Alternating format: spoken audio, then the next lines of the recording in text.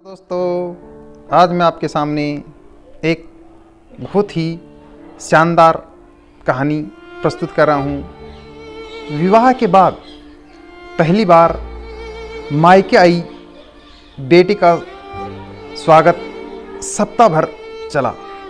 संपूर्ण सप्ताह भर बेटी को जो भी पसंद आया वह सब कुछ दिया गया।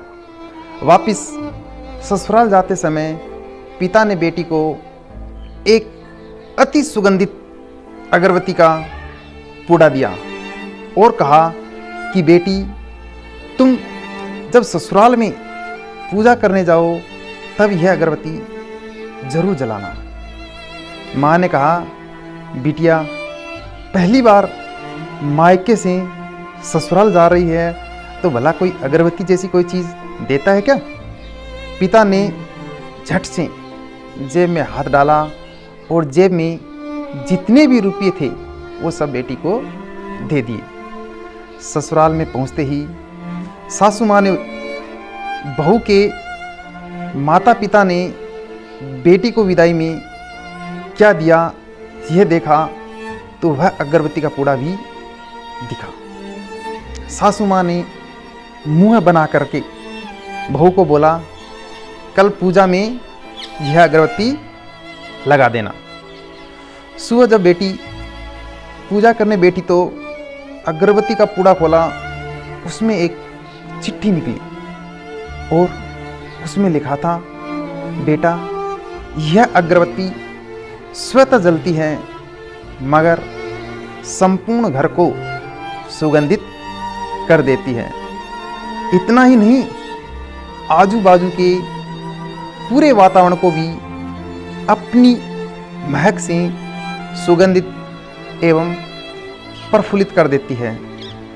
हो सकता है कि तुम कभी पति से कुछ समय के लिए रूठ जाओगी या कभी अपनी सास ससुर जी से नाराज हो जाओगी, कभी देवर या नंद से भी रूठोगी, कभी तुम्हें किसी से बात सुननी पड़ जाए या फिर कभी आड़ोस पड़ोसी से के बर्तन पर भी तुम्हारा दिल खट्टा हो जाए, तब तुम मेरी यह भेंट ध्यान में रखना। अगरबत्ती की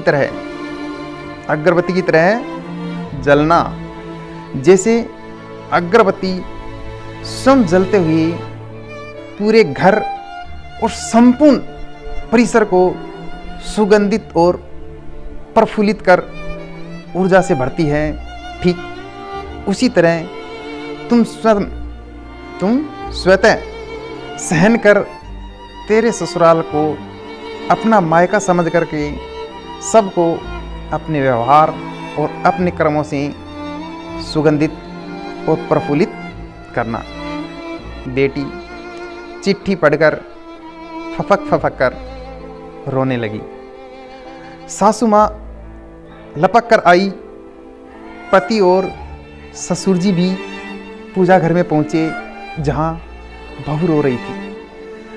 अरे, हाथ को चटका लग गया होगा, ऐसा पति ने पूछा। क्या हुआ यह तो बताओ, ससुर जी बोले। सासू माँ आजू बाजू के सामान में कुछ है क्या यह देखने लगी तो उन्होंने पिता द्वारा सुंदर अक्षरों में लिखी हुई चिट्ठी नजर आई। चिट्ठी पढ़ते ही उन्होंने बहू को गले से लगा लिया और चिट्ठी ससुर जी के हाथों में दी। चश्मा न पहनने की वजह से चिट्ठी बेटे को देकर पढ़ने के लिए ससुर जी ने कहा।